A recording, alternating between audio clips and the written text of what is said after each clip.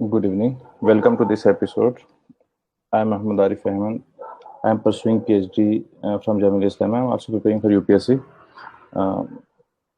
Thanks for joining this episode. Today our guest speaker is Noor Siddiqui bhai. I welcome Noor bhai. Hello thank you जी नूर सिद्दीकी भाई, बहुत शुक्रिया join करने के लिए। जी आरिफ भाई, बहुत बहुत शुक्रिया ये ऐसा प्रोग्राम ऑर्गेनाइज करने के लिए। आई होप हमारे जो दोस्त हैं, जो भी यूपीएससी की तैयारी कर रहे हैं, कॉम्पिटिटिव एग्जाम की तैयारी कर रहे हैं, सबको इससे काफी फायदा होगा। जी जी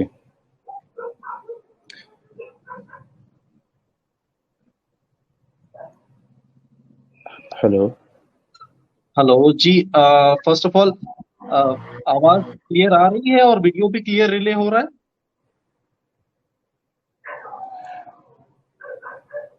जी हाँ बिल्कुल। क्योंकि मेरे एंड से यहाँ पे स्क्रीन जैसे जैम हो गई है और स्टिल वीडियो आ रहा है। कुछ ऐसा मूवमेंट नजर नहीं आ रहा है, तो अगर प्लीज आप एक बार चेक कर लें इसको। जी एक चेक करते जी हैं। आपका बिल्कुल आप ठीक दिख रहे हैं, आप कंटिन्यू करें। जी नूर सिद्दीकी भाई, ओके जी ठीक आ रहा है, जी मतलब इफ आई एम स्पीकिंग सब देख पा रहे हैं और आवाज सुन भी पा रहे हैं? नहीं बिल्कुल आप कंटिन्यू करें, सब ठीक चल रहा है। चले ठीक है, चले तो चले। बहुत बहुत शुक्रिया अता भाई और आरिफ भाई, और सबसे पहले तो जितने भी हमारे दोस्त हैं जो कनेक्ट हुए हैं, उन सबका भी बहुत बहुत खैर मकदम है, वेलकम है। आई एज्यूम कि आप लोग कॉम्पिटिटिव एग्जाम की, चाहे वो यूपीएससी हो या स्टेट सर्विस हो, चाहे वो जम्मू कश्मीर से हो, यूपी, बिहार या फिर महाराष्ट्र, ऐसे किसी एग्जाम की आप तैयारी कर रहे हैं, तो जब मेरी बात हुई प्रोग्राम ऑर्गेनाइज करने के हवाले से, तो हमारा मेन मकसद यही था कि जो हमारे फ्रेंड्स तैयारी कर रहे हैं और बहुत सारे क्वेश्चंस होते हैं, बहुत सारे सवालात होते हैं, तो फिर उनको मुख्तसर से टाइम में उसको एड्रेस किया जाए। तो शुरू करते हैं। तो जैसे कि career in civil service, opportunity and challenges, जो ये टॉपिक हमने सेलेक्ट किया है, तो पहला ब्रीफली मैं इस पे कुछ एटलीस्ट 10 to 15 मिनट्स बात करना चाहूंगा। बहुत ब्रीफली टू द पॉइंट बात करूंगा, फिर उसके बाद में प्रीलिम स्पेसिफिक, मेन स्पेसिफिक, या फिर आगे ऑप्शनल के हवाले से, क्योंकि उर्दू मेरा डोमेन रहा है और उर्दू ऑप्शनल पे मेरी किताबें भी आई हैं, प्लस मैं गाइड भी करता रहता हूँ, इन जनरल भी गाइड करता हूँ, बट उर्दू स्पेसिफिक। तो अगर किसी हमारे फ्रेंड का या फिर ऐसे कोई सवाल आते हैं तो हम उसको भी अटेंड करने की कोशिश करेंगे। तो सबसे पहले तो सिविल सर्विस जब मैं यहाँ पे कह रहा हूँ, तो I am assuming not only UPSC, जिसके थ्रू जो सर्विसेज के अंदर में सिलेक्शन होता है, I am assuming state service as well. Apart from state service, मैं अदर कॉम्पिटिटिव एग्जाम्स जो भी होते हैं, चाहे यूपीएससी कंडक्ट करता है या फिर कोई और जो है एजेंसी कंडक्ट करती है, तो मैं उसको भी इंक्लूड कर रहा हूँ। तो सिविल सर्विस की अपॉर्चुनिटीज क्या क्या है, so let's start with it. तो पहली अपॉर्चुनिटी जो है, आप लोग अगर पेन और पेपर लेकर बैठे हैं, या फिर आप लोग लिखें तो लिख लें, बिकॉज ये काफी इंपॉर्टेंट हो जाता है। पहला पॉइंट हो जाता है सिविल सर्विस क्यों, because first is organisational structure और जो रिसोर्सेस हैं गवर्नमेंट के, उसके लिए। बाकी सारी चीजें मैं सेकेंडरी रखूंगा।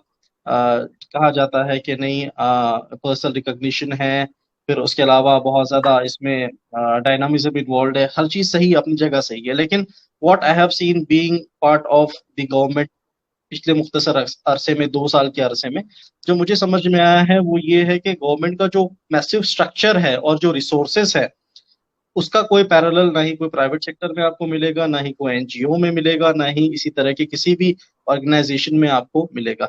जो गवर्नमेंट का स्ट्रक्चर होता है वो बहुत मैसिव होता है, हर जगह एक हिरार्की बनी होती है और हर डिपार्टमेंट में काम करने के अपने अपने मौके होते हैं। तो जो भी बंदा जो एक एक तलब रखता है या एक तड़प रखता है, या वो चाहता है कि नहीं, एक पॉजिटिव चेंज के लिए या फिर कुछ बेनिफिट ऑफ द सोसाइटी के लिए अगर हम कुछ करें, तो फॉर हिम दीज रिसोर्सेस, ये जो मैसिव स्ट्रक्चर है ये रेडी डिस्पोजल पे होता है, आप इसको इस्तेमाल कर सकते हैं पॉजिटिव चेंज लाने के लिए। तो फर्स्ट मेरा जो अपॉर्चुनिटी जो मुझे नजर आती है सिविल सर्विस में वो ये है, I will compare it with the NGOs या फिर प्राइवेट सेक्टर में। आप कर सकते हैं, बहुत सारे ऑर्गेनाइजेशन से बहुत ही स्ट्रक्चर्ड मैनर में काम कर रहे हैं, अच्छे से कर रहे हैं, लेकिन जो गवर्नमेंट के रेडी डिस्पोजल पे जो रिसोर्सेस होते हैं, हमने खास तौर से लॉकडाउन के पीरियड में भी देख लिया किस तरीके से अगर सरकार चाहे तो जो है वैक्सीनेशन ड्राइव कर सकती है, किस तरीके से चाहे तो खाना पहुंचा सकती है, तो वो रिसोर्सेस कहीं और आपको नहीं मिलेंगे। First reason is this. Second is the zone of accessibility, यानी काम करने के लिए, यानी जो चीजें एक्सेसिबल होना बहुत ज्यादा जरूरी होती हैं, तो जोन ऑफ एक्सेसिबिलिटी आपका बहुत ज्यादा इंप्रूव हो जाता है being part of civil service. आपके फ्रेंड्स होंगे, आपके कोलीग्स होंगे, आपके सीनियर्स जूनियर्स, आपके जानने वाले जो कि अलग अलग सर्विसेज में मौजूद होंगे। आप किसी भी पॉजिटिव कॉज को लेकर, चाहे वो हेल्थ हो, एजुकेशन हो, या अपने ही गांव देहात सिटी के लिए कुछ करना चाहें, आप एजुकेशन सेक्टर में कुछ करना चाहे, आप विमेन के लिए कुछ करना चाहे, आप डिफरेंटली एबल्ड के लिए कुछ करना चाहे, आप किसी भी एक मकसद के लिए अगर कुछ पॉजिटिवली कंट्रीब्यूट करना चाहते हैं, तो आपका जोन ऑफ एक्सेसिबिलिटी जो है वो बहुत ज्यादा बढ़ जाता है। और इसी से रिलेटेड जो थर्ड चीज है वो मेरी आ जाएगी, वो आ जाएगी recognition in social prestige. Definitely civil service जो है वो एक ऐसा यूनिक एक आपको आइडेंटिटी प्रोवाइड करता है, एक ऐसा रिकॉग्निशन प्रोवाइड करता है, स्पेशली आज के दौर में, जबकि आजकल लोग रिकॉग्नाइज होने के लिए क्या क्या नहीं करते हैं। कोई टिकटॉकर बन रहा है, कोई सेल्फीज ले रहा है, कोई कुछ कर रहा है, कोई कुछ कर रहा है। और स्पेशली यूथ्स में, आज के यूथ बहुत एम्बिशियस हैं, तो हम लोगों को सोशल रिकॉग्निशन पहचाने जाने के लिए बहुत ज्यादा हम लोग कोशिश करते हैं। तो ये एक यूनिक आपको एक आइडेंटिटी मिलती है, part being part of government plus being part of elite structure, आपको एक सोसाइटी में अलग तरीके से रिकॉग्नाइज किया जाता है। और जो कि मैं समझता हूँ बहुत सारे यूथ जो हमारे बहुत सारे दोस्त हैं उनके एम्बिशन में से भी ये होता है और हम लोग चाहते हैं। तो तीसरी चीज जो है वो ये है कि रिकॉग्निशन एंड सोशल प्रेस्टीज। चौथी चीज जो मैं समझता हूँ कि सिविल सर्विस के साथ में आती है वो पर्सनैलिटी चेंज, जो अपॉर्चुनिटी है सबसे बड़ी। यानी आप, अगर मैं अपना ही एग्जांपल लूंगा कि मैं 2011 में जब मैंने कॉलेज पास आउट किया था, उस पर्सनालिटी को मैं देखूंगा और आज मैं खुद को अगर कंपेयर करूंगा, so the way I have evolved, जैसे मेरा पर्सपेक्टिव चेंज हुआ है, जैसे मेरी सोच चेंज हुई है, दुनिया देखने का नजरिया, इस कंट्री को देखने का नजरिया, छोटे छोटे मामलात को देखने का नजरिया, इश्यूज के बारे में सोचना, उसके सोल्यूशंस ढूंढना और कोशिश करना, जो बहुत ही ज्यादा इंपॉर्टेंट है। तो अपॉर्चुनिटी चौथी यही आ जाती है कि आपकी एक पर्सनैलिटी ट्रांसफॉर्म हो जाती है अगर आप इसको पॉजिटिवली लेते हैं और जिस तरीके से इसकी तैयारी की जानी चाहिए वैसे करते हैं। तो चौथा आई थिंक अपॉर्चुनिटी ये है। तो ये 3 से 4 मेन अपॉर्चुनिटीज हैं जो कि सिविल सर्विस में एज अ करियर ऑप्ट करने पे आपको मिलता है। अब चैलेंजेस क्या है? तो चैलेंजेस, मैं ये नहीं कह रहा हूँ कि गवर्नमेंट में आने के बाद आपको क्या क्या चैलेंजेस रहेंगे। मेरा जो पॉइंट ऑफ व्यू है वो रहेगा सिविल सर्विस में दाखिल होने के लिए या फिर प्रिपरेशन के हवाले से क्या क्या इंपॉर्टेंट चैलेंजेस है। तो पहला चैलेंज जो मैं समझता हूँ वो है कि this is very time taking process. ये कोई इमीडिएट, जैसे कॉलेज में एडमिशन लिया, विद इन फ्यू इयर्स आपने कंप्लीट किया, आपको यू नो इट कि मुझे डिग्री मिल जाएगी, कंप्लीट हो जाएगा, ये वैसे नहीं है। ये टाइम टेकिंग प्रोसेस है। यूपीएससी का ही अगर हम ले लें तो पूरा ऑलमोस्ट 1 साल का तो साइकिल होता है। प्रीलिम से ही अगर मैं काउंट करूं, प्रीलिम्स है, मेंस है, इंटरव्यू है, फाइनल रिजल्ट है, तो आई गेस 1 साल से बढ़ के 1.5 साल तक का भी अरसा एक साइकिल को कंप्लीट होने के लिए लग जाता है। Plus you are not sure के कितने अटेम्प्ट में सिलेक्शन होगा। कोई होते हैं जो शुरू से ही तैयारी करते हैं, शुरू से ही अच्छा गाइडेंस होता है तो पहले अटेम्प्ट में सिलेक्शन ले जाते हैं, कुछ दूसरे में ले जाते हैं, कुछ तीसरे में, कुछ का यूपीएससी के बजाय स्टेट सर्विस में होता है, कुछ लोग स्टेट सर्विस को ही प्रीफर करते हैं। तो इस तरीके से यू डोंट नो कि टाइम टेकिंग प्रोसेस कितना वक्त इसके लिए लग सकता है। ठीक है। और दूसरी चीज जो है दैट इज प्रॉपर गाइडेंस और जो है आपको बताना। इसमें देखिए कोचिंग वर्सेस गाइडेंस का यहाँ पे आ जाता है। तो पहली चीज ये है कि कोचिंग को बहुत ज्यादा हमारे दोस्त अहमियत देते हैं। अच्छी कोचिंग क्या है, दिल्ली की कोचिंग है, यहाँ की कोचिंग है, वहाँ की कोचिंग है। ठीक है, आई थिंक कि कोचिंग भी इंपॉर्टेंट है, लेकिन कोचिंग से ज्यादा गाइडेंस इंपॉर्टेंट है और सही गाइडेंस का ना होना ये एक बहुत बड़ा चैलेंज हो जाता है। और मैं देख पाया हूँ कि बहुत सी कम रिसोर्सेस में एक आम आम जहन रखने वाला, ऑर्डिनरी जहन रखने वाला स्टूडेंट भी एस्पिरेंट एग्जाम क्लियर कर पाता है जब वो उसको उम्दा गाइडेंस मिलता है। तो लैक ऑफ प्रॉपर गाइडेंस भी जो है तो एक वजह है, एक चैलेंज है। तीसरा जो है वो है लैंग्वेज। लैंग्वेज मैं इस सेंस में नहीं कह रहा हूँ कि आप फला लैंग्वेज के बोलने वाले हैं तो आपको सिलेक्शन में नहीं लिया जाएगा या आप जो है सिलेक्ट नहीं हो पाएंगे। What I am saying is के बहुत से दोस्त ऐसे हमारे होते हैं जिनके लिए इंग्लिश में उतनी महारत नहीं होती, वो एग्जाम को उतने अच्छे से इंग्लिश में नहीं जाहिर कर पाते, इजहार कर पाते। और मान लीजिए अगर उनको उर्दू आती है तो उर्दू में रिसोर्सेज के हवाले से थोड़े बहुत चैलेंजेस आते हैं। अब तो बहुत हद तक हम लोग कोशिश कर रहे हैं, तो रिसोर्सेज के एंड पे भी कोशिश हो रही है कि वो दिक्कत ना आए। लेकिन हाँ, इजहार करने के लिए द वे ऑफ एक्सप्रेशन, उसमें जो है तो लैंग्वेज थोड़ा बहुत लोगों के लिए चैलेंज बन जाता है। But what I have seen कि अगर थोड़ी सी मेहनत की जाए, शुरू में ही थोड़े बेसिक्स पे काम किया जाए, तो आप ये लैंग्वेज का इशू भी आराम से रिजॉल्व कर सकते हैं और बहुत अच्छे से आप एग्जाम में जो है तो अपीयर भी हो सकते हैं। और बहुत अच्छे से आप आपकी ही लैंग्वेज में जो आप बोलते हैं, जो मादरी जबान है, जो रिकॉग्नाइज्ड है, जो कि हमारे एक शेड्यूल में है, अगर आप वो भी बोलते हैं या फिर आप इंग्लिश ही आपकी ऑर्डिनरी इंग्लिश है, तो आप बहुत ही ऑर्डिनरी इंग्लिश से भी बहुत अच्छा सिलेक्शन, बहुत अच्छा रैंक जो है तो लेकर आ सकते हैं। तो I think language is the third challenge. Fourth is increasing competition. जैसे हम देख रहे हैं कि प्राइवेट सेक्टर का दायरा, स्पेशली लॉकडाउन से पहले भी हम देख रहे हैं बहुत से सेक्टर्स उकड़ रहे हैं, बहुत सी नई अपॉर्चुनिटीज भी सामने आ रही है।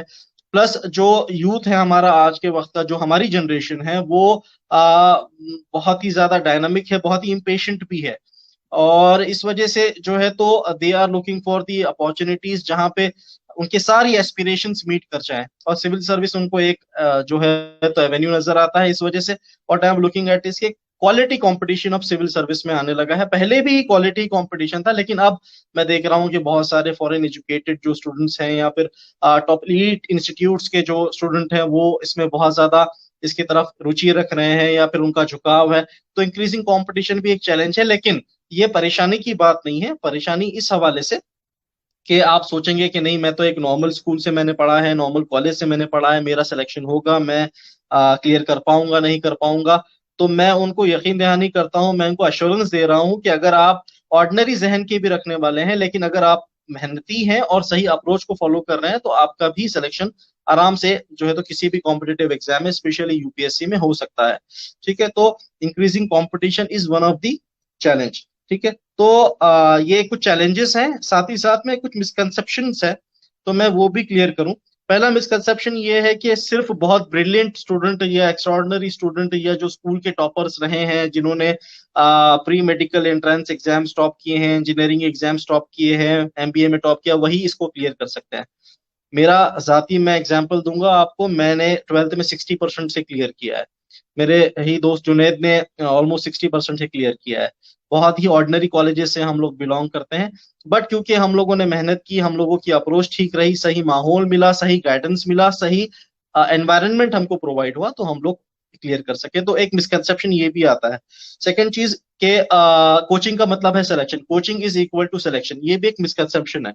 जरूरी नहीं है कि अगर आपने बहुत ही अच्छी कोचिंग ज्वाइन की है तो आपका सिलेक्शन हो या आप जरूर एग्जाम क्रैक करें।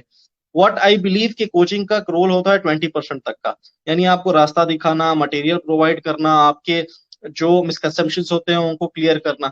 लेकिन एक्चुअल में 80% जो मेहनत है वो आपके अपने एंड से है। तो coaching is equal to selection is not the right thing.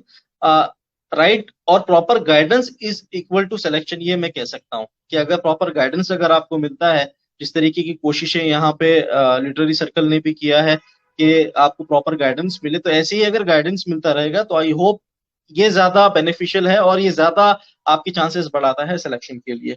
और जो मोस्ट इंपॉर्टेंट जो मिसकंसेप्शन है वो इन एग्जाम्स की तरफ या फिर यूपीएससी की तरफ इन जनरल, वो ये है कि this is very tough.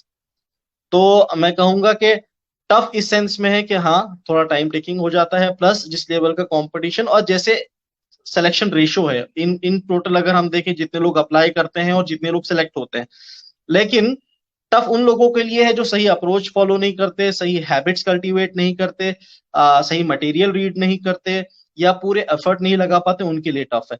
Otherwise एक ऑर्डिनरी स्टूडेंट भी सही अप्रोच, सही मटेरियल, सही गाइडेंस को फॉलो करते हुए इस एग्जाम को बहुत अच्छे से क्लियर कर सकता है। तो ये चंद मेरे एंड से मैंने कुछ इंपॉर्टेंट पॉइंट्स हाईलाइट किए हैं। बाकी प्रीलिम स्पेसिफिक, मेन स्पेसिफिक और इंटरव्यू इंटरव्यू जो हमारे दोस्त अभी देने वाले होंगे, अगर किसी ने ज्वाइन किया है, या ऑप्शनल स्पेसिफिक जो भी आप लोगों की क्वेश्चन रहेंगे, हम उसको भी टेकअप करेंगे। ठीक है, तो क्विक बस 1 मिनट में और लूंगा आपका इस हवाले से, बिकॉज प्रीलिम्स बहुत आप हमारे दोस्तों के सामने है। बहुत से लोगों ने जेकेपीएससी का फॉर्म भरा होगा, बहुत से लोग हमारे अदर स्टेट सर्विसेज की प्रिपरेशन कर रहे होंगे। तो देखें, this is very important time for you people, specially first stage of examination जो होता है वो बहुत ही ज्यादा क्रिटिकल होता है, क्योंकि यहाँ से एलिमिनेशन शुरू होता है। यहाँ से जो सीरियस और नॉन सीरियस कैंडिडेट्स हैं, या फिर जो बिल्कुल माइन्यूट, एक जिसको माइनॉरिटी कहते हैं, वो कैंडिडेट सेलेक्ट होते हैं जो मेंस में अपीयर होते हैं या सेकेंड लेग में जाते हैं। तो first stage is very important. तो उसके लिए आपको बहुत ज्यादा फोकस, बहुत ज्यादा प्रैक्टिस और टेस्ट राइटिंग की जरूरत रहेगी। ठीक है, तो मैं आप लोगों से यही रिक्वेस्ट करूंगा, चाहे आप लोग जेकेपीएससी की तैयारी कर रहे हो, यूपीएससी की तैयारी कर रहे हो, यूपीपीएससी की कर रहे हो, जो भी एंट्रेंस, या अभी जो है ईपीएफओ का एग्जाम आने वाला है, आप उसकी तैयारी कर रहे हो, तो जिस किसी भी एग्जाम की आप तैयारी कर रहे हो, फर्स्ट स्टेज को आप उतनी अहमियत दें। मैंने देखा है हमारे दोस्त जो हैं, मेंस पे हमारा बहुत सारा फोकस होता है, मेंस में हम बहुत सारे एंड से हम तैयारी कर चुके होते हैं, लेकिन प्रीलिम्स क्लियर नहीं कर पाते। तो बहुत जो है तो बुरा भी लगता है, इतने रिसोर्सेस पुट होते हैं, फाइनेंशियल एंड से काफी रिसोर्सेस पुट होते हैं, लेकिन अल्टीमेटली फिर आप फर्स्ट स्टेज क्लियर नहीं कर पाते हो। तो मेरे एंड से तो मैं अभी फिलहाल मुख्तसर यही बातें बोलूंगा, और मैं चाहूंगा कि अगर क्वेश्चंस हैं, अगर कोई कुछ पूछना चाहे या कोई डाउट्स हो, तो फिर हम उस पर ज्यादा फोकस करेंगे। आरिफ भाई। जी जी, नूर सिद्दीकी भाई, कुछ क्वेश्चंस हम फॉर्मेट ऐसे रखेंगे। पहले प्री की कुछ चीज़ें हैं, लाइक सी सेट। मैं कैसे कुछ दोस्तों को जानता हूं कि जिन्होंने GS paper 1 back to back 3 बार क्वालिफाई किया, लेकिन वो सी सेट की वजह से रह गए। तो हमारे एक दोस्त मजाक में बोल रहे थे कैसे लोगों को Guinness book of world record में डाल देना चाहिए। मतलब वो इतने अच्छे से मेहनत कर रहे हैं कि back to back 3 times they have qualified pre, मतलब पेपर जी 1, जी but they were not able to जी इवन स्कोर 33%। तो एक तो मैं आपसे सजेशन लेना चाहता हूँ सी सेट के बारे में। That is the qualifying just 33%, but still very important component, because जब तक वो क्वालिफाई नहीं होगा तो वही एलिमिनेशन बिल्कुल वाली बात आप कर रहे थे। तो प्लीज जी कुछ चीज सजेस्ट कीजिए रिगार्डिंग सी सेट। जी। देखिए, सी सेट जो है, आप लोग काफी लकी हैं जो अभी इन सालों में एग्जाम दे रहे हैं, because what I am recollecting right now is के 2011-12 ऑनवर्ड्स वाला, यानी 2013 का जो अटेम्प्ट, जो मेरा पहला अटेम्प्ट था, इस टाइम पे सी सेट को के मार्क्स भी काउंट किए जाते थे, प्लस 2014 का, यानी कि पेपर तो सी सेट का इवॉल्व होता हुआ आया है। आज इस स्टेज पे हम लोग खड़े हैं कि हमें सिर्फ 33% जो है तो नेट जो है तो 33% मार्क्स लेकर आने। तो जी मैं कहूंगा कि इसमें सबसे इंपॉर्टेंट पार्ट ये है कि आपको प्रैक्टिस जरूर करनी है। मेरे अपने एंड से मैं बताऊंगा कि मैंने पहले अटेम्प्ट में जब सी सेट का पेपर लिखा था, तो उस टाइम पे क्योंकि मार्क्स काउंट होते थे और कट ऑफ दोनों पेपर को मिलाकर बनता था, तो उस जी टाइम पे मुझे फर्स्ट पेपर में सिर्फ सी सेट के पेपर में सिर्फ 80 मार्क्स आए थे out of 200।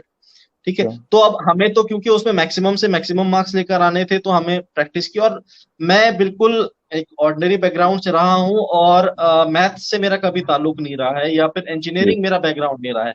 Food science and technology जो है जनरली, जिसमें बायोलॉजी, माइक्रोबायोलॉजी, बायोटेक्नोलॉजी वगैरह होता है, मैंने वो पढ़ा है। लेकिन मैंने जब मेहनत की, प्रैक्टिस की, पिछले पिछले साल के पेपर्स देखे, कुछ अच्छी सी किताबें लेकर आई। जहां तक मुझे याद है, मैं टीएमएच, टाटा मैग्रो हिल पब्लिकेशन होता था, तो उसका मैंने जो है तो रीजनिंग के लिए बुक एक लेकर आई, कॉम्प्रिहेंशन के लिए बुक लेकर आई, प्लस अरिहंत का वर्बल नॉन वर्बल रीजनिंग के लिए कुछ था वो, या जिस टाइप के क्वेश्चंस यूपीएससी पूछता है, सिटिंग जो है तो आपके जो पोजीशन होती है उस पे, प्लस डायरेक्शन पे आपका आता है, टाइम एंड स्पीड के ऊपर क्वेश्चंस आते हैं, अभी जिस तरीके के कॉम्प्रिहेंशन में क्वेश्चंस आ रहे हैं, तो सब आप प्रैक्टिस करके आप बहुत अच्छे से, what I suggest, take one paper, किसी भी साल का रिसेंट ईयर्स में पेपर निकालिए, बैठिए 2 घंटे का टाइम लगाइए, उसको सॉल्व कीजिए। आप देखिए कि जी आप जो यूपीएससी क्वालिफाइंग क्राइटेरिया है वो क्रॉस कर रहे हैं नहीं कर रहे हैं। If you are doing it, अगर 90 प्लस मार्क्स आ रहे हैं, तो देन स्टे अश्योर्ड, इंशाल्लाह आप यूपीएससी का जो एक्चुअल पेपर होगा उसमें भी आप आराम से कर पाएंगे। लेकिन मान लीजिए अगर आपका मार्क्स आ रहे हैं 70, 75, 80, 85 तक भी अगर आ रहा है, तो आपको फिर प्रैक्टिस की जरूरत है। तो उसके लिए जी आपको रिसेंट ईयर्स के पेपर्स देखने पड़ेंगे, प्लस आपको ज्यादा से ज्यादा रियल टाइम में जो है 2 घंटे का टाइम लगाकर आपको पेपर सॉल्व करने की प्रैक्टिस करना पड़ेगी।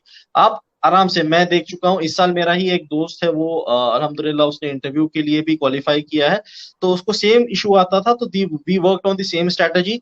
2017 का पेपर सॉल्व किया, 18 का पेपर सॉल्व किया, 19 का पेपर सॉल्व किया। तो इस साल जो है, तो पिछले 4 बार से उसका प्रीलिम्स नहीं हो पा रहा था। जीएस में अच्छा स्कोर आता था, 130 तक आता था, लेकिन सी सेट नहीं हो पाता था। तो इस साल अल्हम्दुलिल्लाह ही क्वालिफाइड, फिर मेंस भी उसका क्लियर हो गया। वी आर होपफुल कि इस साल सिलेक्शन भी हो जाएगा। माशाल्लाह। इनफैक्ट मैं खुद 2 बार मुझे सी सेट की वजह से प्री क्वालिफाई नहीं हुआ, और इस बार तो खैर काफ़ी होता अच्छा है। पेपर था। या जी जी जी। तो नेक्स्ट रिगार्डिंग करंट अफेयर्स, कौन कौन सी मैगजीन या कौन सा सोर्सेज कौन सा फॉलो करते हो आप? बिकॉज आजकल नेक्स्ट है ये वाजराम विजन, तो आप किसका सजेस्ट करते थे, किसका सजेस्ट करते हो, या आप कौन सा पढ़ते थे? देखिए, करंट अफेयर्स जो है, मैं समझता हूँ प्रीलिम्स, मेंस और इंटरव्यू तीनों में इंपॉर्टेंट कंपोनेंट हो गया है। जी स्पेशली जी जी आ रहा है, स्पेशली मेंस में तो ऑलमोस्ट सारा फोकस जो है करंट अफेयर्स पे ही है। यानी स्टैटिक के क्वेश्चन भी करंट अफेयर्स से ही उसका बेस लिया जाता है।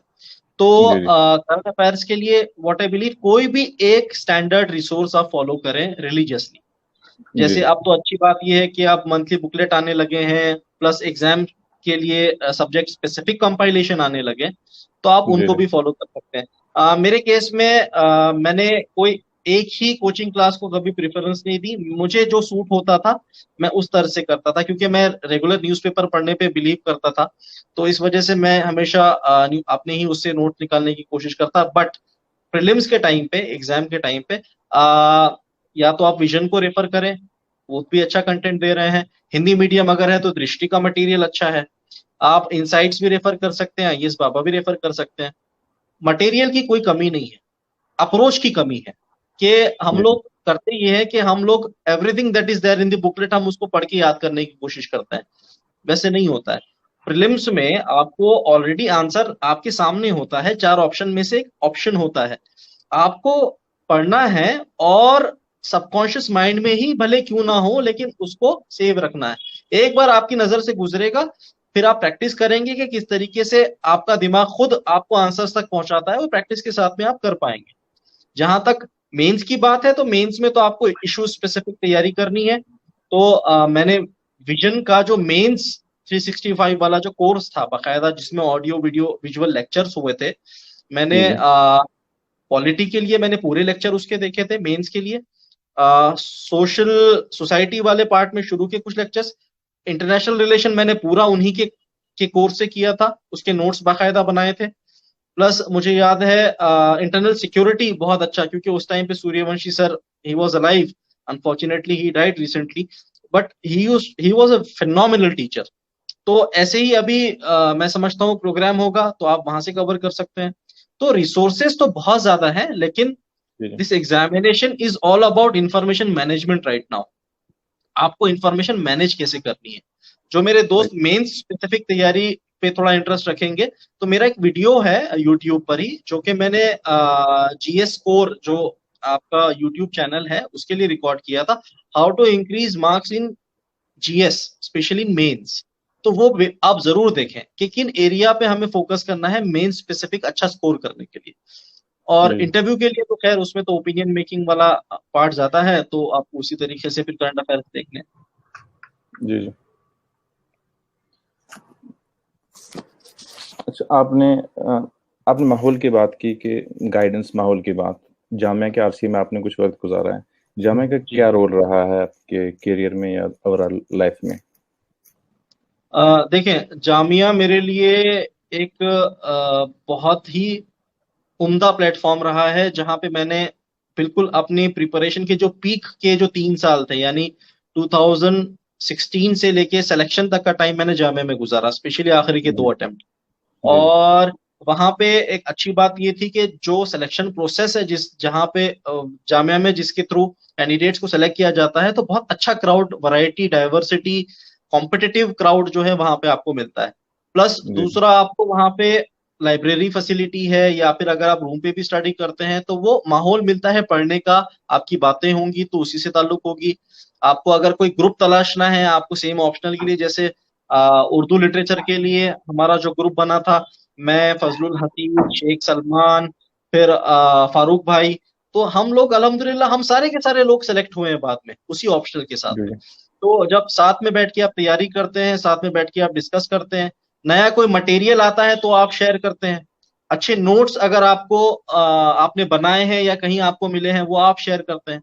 तो दी ओनली मैं इसको एक लफ्ज में तो कंक्लूड नहीं कर पाऊंगा, लेकिन एक इंपॉर्टेंट फैक्टर जो मैंने जामिया में देखा, जो कि बहुत पॉजिटिवली वहां पे रोल प्ले करता है, वो ये है कि इंफॉर्मेशन को कोई रोकता नहीं है। यानी अगर आपके पास अच्छा मटेरियल है तो यू शेयर विद अदर्स, अगर आपके पास ऑप्शनल से रिलेटेड अच्छे नोट्स हैं, यू शेयर विद अदर्स। आप डिस्कस करते हो, आप ग्रुप डिस्कशन करते हो, आप टेस्ट लिखते हो, आप अपनी कॉपीज जो मेंस की आंसर कॉपीज हैं वो दूसरों को दिखाते हो। और स्पेशली जब आपके साथ में वहां पे सिलेक्टेड लड़के होते हैं जो फिर से रैंक इंप्रूव करने के लिए लिखते हैं, तो ऐसे जगह पे जब आप देखते हो कि इन्होंने कुछ एक्स्ट्रॉर्डनरी नहीं किया बल्कि यही चीजें फॉलो करते रहे और इनका सिलेक्शन हुआ, तो बहुत ये चीजें आपको मोटिवेट करती है। तो जी जी और प्लस जो टेस्ट का जो एनवायरनमेंट होता है, स्पेशली सारे लोग एक साथ बैठ के एक ही हॉल में प्रीलिम्स के लिए टेस्ट लिखते हैं, प्लस मेंस के लिए टेस्ट सीरीज लिखते हैं, तो ये एक आपको प्रिपरेशन में बहुत ही ज्यादा इससे बूस्ट मिलता है। तो आई थिंक जामिया का बहुत ही ज्यादा इंपॉर्टेंट रोल रहा है मेरे पर्सनली, मेरे अपने सिलेक्शन।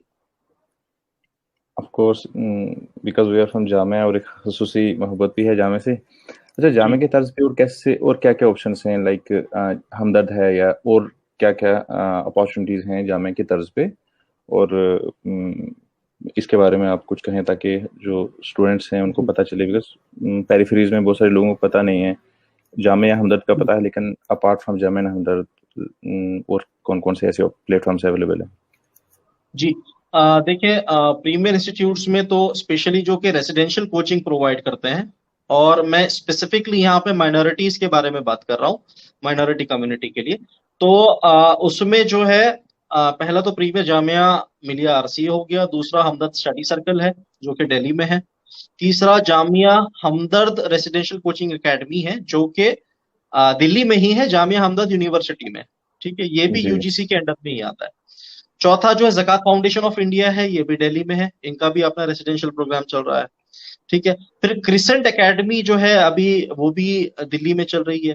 प्लस रिसेंटली मुझे पता चला है sir Syed foundation, sir Syed mission करके ओखला में एक शुरू हुआ है, वो भी कोचिंग प्रोवाइड कर रहा है। प्लस इसके अलावा देखा जाए तो अपार्ट फ्रॉम दिल्ली, मैंने देखा है मुंबई में हज हाउस है, बहुत अच्छी फैसिलिटी, बहुत जबरदस्त फैसिलिटी, जिस तरीके से वहां पे रिसेंट ईयर्स में उसको रिनोवेट किया गया, जिस तरीके से वहां पे डायनामिक चेंज आया पढ़ाने में, कंपटीशन में, और इस साल जैसे रिजल्ट भी आया। प्लस जो है उसके अलावा बहुत सारे रीजनल सेंटर्स है, भोपाल में मैं जानता हूँ, इलाहाबाद में जानता हूँ, वेरियस स्टेट हज हाउसेज हैं, वो लोग करवाते हैं तैयारी। श्रीनगर में मैं जानता हूँ कि वहां पे सेंटर्स हैं जो यूपीएससी की तैयारी करवाते हैं, रेसिडेंशियल प्रोग्राम्स भी हैं। तो ऐसे बहुत सारे सेंटर्स हैं, और बहुत सारे हमारे स्टूडेंट हैं जो रास्ता ढूंढ कर, हैदराबाद में मुझे पता है एमएस एकेडमी हैदराबाद में भी वहां पे काम कर रही है, चेन्नई में एकेडमी काम कर रही है, कोची का मुझे पता है कोची में वहां पे काम हो रहा है। तो मेजर सिटीज में मैं समझता हूँ कि हर जगह पे रेसिडेंशियल प्रोग्राम हो या फिर कोचिंग प्रोग्राम हो, लेकिन कुछ ना कुछ इस तरीके का चल रहा है, जिससे कि हमारे स्टूडेंट्स चाहे कंट्री के जिस भी हिस्से में रह रहे हो उससे फायदा उठा सकते हैं। जी जी। अच्छा, एक इस बिकॉज बहुत सारे इंस्टीट्यूशंस हैं, जामिया में मैं आरसी में खुद रहा हूँ, आपको जामिया आरसी की क्या खास बात लगती है? बिकॉज बहुत सारे स्टूडेंट हमें आगे पीछे पूछते रहते हैं कि जामिया आरसी से काफ़ी सिलेक्शंस हो रही हैं, बट बिकॉज आरसी में ऑलरेडी वो स्टूडेंट्स आते हैं जो ऑलरेडी वेल प्रिपेयर्ड हैं, those who are already in their advance stage of preparation. जी जी तो अपार्ट फ्रॉम दैट, आपने टेस्ट सीरीज की बात की कि टेस्ट सीरीज अच्छी है वहाँ पे, लेकिन जी जब मैं था तब विजन से Jamia in collaboration with vision test करवा रहे थे। क्या जी बात है ऐसे खास जो जामिया आरसीए में है और बाकी वाली लाइक अलीगढ़ में या मानू में भी है, एक they were not able to जी गिव दैट रिजल्ट, व्हाट जी differentiates Jamia from these institutions other platforms? जी। देखिए, फर्क जो है सबसे पहले एडमिनिस्ट्रेशन का डेडिकेशन, मैं समझता हूँ कि ये चीज मैंने हमदर्द स्टडी सर्कल में भी देखी है और जामिया में भी खास तौर से देखा है। वहां पे जो एडमिनिस्ट्रेशन का मैंने डेडिकेशन देखा है टुवर्ड्स दिस कॉज या सेंटर को लेकर, वो दूसरी जगह पे शायद उतना ज्यादा डेडिकेशन या उतना ज्यादा फोकस या फिर इन ट्रेंड जो रखना होता है, यानी कि जो डिमांड है उसी हिसाब से आपको सप्लाई करनी है। तो जामिया वॉज और Jamia is still better in that. Recent years में जामिया बिल्कुल फ्रेश लड़कों को भी ले रहा है, फ्रेश हमारी बहनों को भी ले रहा है, और आई हैव वेरियस एग्जांपल्स जहाँ पे फ्रेश बिल्कुल 1 से 2 साल में लड़कों ने बिल्कुल फ्रेश ज्वाइन किया जामिया को और वो सिलेक्शन भी ले लिया। तो जी पहली चीज जो डिफरेंशिएट करती है वो तो ये है एडमिनिस्ट्रेशन। अब खैर वो तो हमारे हाथ में नहीं है, वो तो एडमिनिस्ट्रेशन का थोड़ा डिफरेंट ही मैटर हो जाता है। बट दूसरी चीज जो है तो वो ओवरऑल कंपटीशन जो मिलता है वहां पर, दैट जी डिफरेंशिएट। क्योंकि पैन इंडिया सिलेक्शन है, आपको केरला से भी मिलेंगे, वेस्ट बंगाल से भी मिलेंगे, असम से भी मिलेंगे, यूपी से भी मिलेंगे, कश्मीर से भी मिलेंगे, महाराष्ट्र से भी मिलेंगे, राजस्थान से भी मिलेंगे। तो जी पैन इंडिया कंपटीशन आपको वहां पे मिलता है, पहली चीज। दूसरी चीज जो है तो वहां पे क्योंकि एक ट्रेंड बन गया है, सिलेक्टेड कैंडिडेट वहां पे रह के या तो गाइड करते हैं या तो तैयारी करते हैं या तो फिर इसी तरीके से अपना कांटेक्ट वहां से लूज नहीं करते। तो आपको पता है आपके फ्रेंड का सिलेक्शन हुआ है और किस तरीके से हुआ है, तो कल को आप भी उसी रास्ते को फॉलो करके सिलेक्शन करवा लेते हैं। I know various of our friends जो कि हमारे साथ सेलेक्ट नहीं हो सके, लेकिन सब्सिक्वेंट ईयर में जिनका सिलेक्शन हो गया या फिर उससे बाद के साल में उनका सिलेक्शन हो गया। ठीक है, तो वो एक ट्रेडिशन जो बन जाता है इंस्टीट्यूशन का रिजल्ट देने का। तो आई थिंक ये थोड़ा सा डिफरेंशिएट करता है जामिया को फ्रॉम अदर इंस्टीट्यूट्स और the initiatives being run right now. जी अब उर्दू ऑप्शनल पे आना चाहते हैं because you have written 2 books on Urdu optionals, Urdu optional. और जी प्लीज उर्दू ऑप्शन के बारे में कुछ बताएं बिकॉज मुझे याद है when I went to Jamia तो आरसीए में मेरे सी साइड में मार्क्स कम थे, but I was not hopeful कि होगा कि नहीं होगा, uncertainty was there. But the moment I found that my name is there and I rush to RCA. I asked somebody कि यहाँ पे उर्दू ऑप्शन वाले कौन है। One friend of my told me कि फारूक साहब के पास जाएं या नुसरे के पास। मुझे याद है मैं आपके पास गया and I took your material, xerox किया और मैंने वहाँ से पढ़ने शुरू कर लिया। तो I am still grateful to you for that. तो उर्दू ऑप्शन के बारे में बताएं। जी उर्दू ऑप्शन के बारे में बताएं पर्टिकुलरली इस कॉन्टेक्स्ट में कि आज की डेट में ऑलमोस्ट मटेरियल हमें डिजिटलाइज्ड है, मतलब ऑनलाइन अवेलेबल है इन ऑडियो वीडियो और टेक्स्ट इन व्हाटएवर फॉर्म। तो बहुत सारे अनअकैडमी पे या अदरवाइज यूट्यूब पे बहुत सारे चैनल्स हैं, हमें मटेरियल ऑलमोस्ट हर किसी के मिल जाएगा। Apart from that institutions are there and we can take online offline कैसे भी। आज कोविड के टाइम में we can not afford to come to Delhi, many of us can not come to Delhi. Urdu की इस मेरे ख्याल से ऑप्शन की एक बहुत बड़ी प्रॉब्लम ये है कि हमें ऑनलाइन, इनफैक्ट ऑफलाइन भी बहुत कम ही ऑप्शन हैं अगर किसी को कोचिंग लेनी है, और अगर ऑफलाइन में भी हैं तो ऑनलाइन नहीं है। तो आप इस उर्दू के बारे में पर्टिकुलरली एज अ होल और पर्टिकुलरली इसको कैसे डिजिटलाइज किया जा सके, या आपको कोई ऐसा इनिशिएटिव कि आप इसको डिजिटलाइज करना चाह रहे हो इन बुक्स वगैरह या लेक्चर्स वगैरह। जी देखिए, जब मैं देखूंगा 2012 का टाइम जब मैंने तैयारी शुरू की थी, तो उस साल सबसे बड़ी दिक्कत मुझे पर्सनली ये आई थी कि उस साल एक ही जगह पर एक कोई किताब पढ़ के आप UPSC optional specially Urdu optional की तैयारी कंप्लीट कर ले, मुमकिन नहीं था। तो फिर हम लोगों ने कोशिश की, मैंने अलग अलग सोर्सेज से फिर मटेरियल इकट्ठा किया, नोट्स बनाए। फिर मेरी आदत ये रही है शुरू से कि मेरे पास अगर कोई अच्छा मटेरियल है और अगर वो मेरे अलावा किसी और को फायदा दे सकता है तो मैंने कभी उसको रोका नहीं। तो अल्लाह का करम ये रहा कि उसका फायदा बहुत से मेरे दोस्तों ने ही लिया, और उसमें से ऑलमोस्ट 5 लोग जो है वो तो अब सर्विस में है, जिन्होंने बाकायदा मेरा मटेरियल पढ़ के यूपीएससी का सिलेक्शन भी निकाला है। मैं नाम नहीं लेना चाहूंगा उनका, लेकिन उसमें से 3 तो कश्मीर से ही है। तो एक अच्छा फीलिंग आती है कि अगर आपकी मेहनत किसी के सिलेक्शन में पॉजिटिवली कंट्रीब्यूट करती है। तो बाद में फिर जब मेरा अल्हम्दुलिल्लाह सिलेक्शन हुआ, तो फिर अल्लाह ने असबाब ऐसे बनाए कि we were able to publish in the form of book. हमने पहली बुक निकाली, फिर हमें अच्छा रिस्पांस आया, हमने दूसरी बुक निकाली, और मैं इस प्लेटफॉर्म के थ्रू ये भी बताना चाहूंगा इंशाल्लाह हम लोग तीसरी बुक पे भी ऑलमोस्ट हमारी फाइनलाइज हो गई है रिवाइज्ड एडिशन, जो कि अभी तक चीजें कुछ जैसे तशरीह इख्तिबास के हवाले से कुछ चीजें मिसिंग थी, तो वो भी अब हम कोशिश कर रहे हैं कि उसको भी तीसरी बुक में लेकर आए। Previous year papers, model papers, हम काफी चीजें इसके अंदर इंक्लूड कर रहे हैं इंशाल्लाह। तो अब एटलीस्ट मैं समझता हूँ कि मटेरियल के एंड से इतनी ज्यादा अब दिक्कत नहीं है। मटेरियल के एंड से, क्योंकि मेरी अपनी किताबें हैं, मिर्जा खलील बेग साहब की किताबें हैं, सुबुल निगार हैं, और व्हाट्सएप पे बहुत सारे ग्रुप्स भी बन गए हैं। या कश्मीर में श्रीनगर में ही मैं जानता हूँ, वहां पे I think Meezaan book depot के नाम से है श्रीनगर में। वहां पे जो है आपको उर्दू की सारी किताबें दस्तयाब हो जाती हैं। तो किताबें मिलना या मटेरियल की कमी नहीं है। हाँ, कोचिंग के हवाले से अभी भी वो फुकदान है, ऑफलाइन है, ऑनलाइन है। तो रिसेंटली मैं जान रहा हूँ कि हम ही ने मेरे अपने एक फ्रेंड है मोहसिन भाई, उन्होंने मेरे साथ में ही 4 मेंस भी लिखे, plus last year UPSC interview भी क्वालिफाई किया। सॉरी, इंटरव्यू में अपीयर हुए, फाइनल सिलेक्शन नहीं हुआ। तो right now is into this coaching and guidance.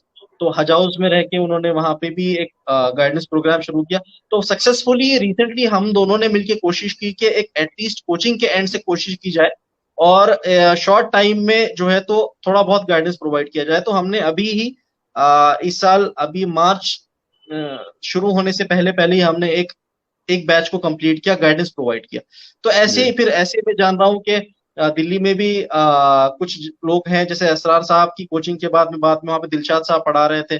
और अभी अभी भी पता चला है मुझे एक और जनाब वहाँ पे दिल्ली में पढ़ा रहे हैं। लेकिन इनिशिएटिव्स तो बहुत लिमिटेड है, लेकिन कुछ ना कुछ चल रहा है, कुछ ना कुछ जी इनिशिएटिव्स लिए जा रहे हैं। But what I believe, Urdu के हवाले से सबसे बड़ी परेशानी ये है कि हमारे ही अपने जो दोस्त हैं जो उर्दू को एज ए ऑप्शनल लेते हैं, वो उसको बहुत हल्के में लेते हैं in comparison to other optional subjects. Okay शायद जो भी वजह इसकी हो सकती है, और इसमें जो एफर्ट्स पुट करने चाहिए वो उस तरीके से पुट नहीं करते हैं। और अभी जैसे टेस्ट सीरीज के एंड पे भी मैं जो है मोहसिन सर का ही रेफरेंस दूंगा। रिसेंटली उन्होंने टेस्ट सीरीज भी शुरू की थी उर्दू ऑप्शनल के लिए, उन्होंने टेस्ट सीरीज भी कंडक्ट की है। दिल्ली में मैं जानता हूँ कि इकबाल सर हैं, वो भी लेते हैं। तो कुछ ना कुछ कोशिशें हो रही है, लेकिन ज्यादातर मेहनत अभी भी जो है हमारे दोस्तों के एंड से ही है। और मेहनत ऐसी कि एक तो कोचिंग जो है जैसे पॉलिटिकल साइंस के लिए मिल जाती है, एंथ्रो के लिए मिल जाती है, वो उर्दू में अवेलेबल नहीं है। तो ज्यादातर चीजें आपको खुद पढ़नी है, फिर आपको प्रीवियस ईयर पेपर्स को एनालाइज करना है, और उसके अलावा फिर आपको आंसर राइटिंग की मेहनत जो करनी है, यानी कि कोई बंदा हो जो कि आपके टेस्ट को इवेलुएट करके दे। वो यूनिवर्सली हर जगह एक्सेसिबल नहीं है। जी बट क्योंकि अब हम ऐसे टाइम में जी रहे हैं जहाँ पे जूम है, जहाँ जहाँ पे व्हाट्सएप है, जहाँ पे टेलीग्राम है, बहुत सारे एप्स भी आ गए हैं। तो अब कुछ हमारे दोस्त हैं, कुछ हमारे जानने वाले हैं, वो लोग कोशिश इस एंड पे कर रहे हैं कि एटलीस्ट इस खला को भी पूरी किया जाए। लेकिन तब तक ज्यादातर डिपेंडेंस जो रहेगा हमारे स्टूडेंट्स का या हमारे दोस्तों का, वो अपनी ही प्रिपरेशन पे होना चाहिए, या जी प्रिपरेशन पर ही रहेगा। तो जी मैं समझ रहा हूँ कि टेस्ट सीरीज और कोचिंग के हवाले से हाँ, अभी भी वो कमी है। लेकिन हाँ, मटेरियल के एंड से आई डोंट थिंक कि अब किसी के पास कंप्लेन करने की कोई वजह है।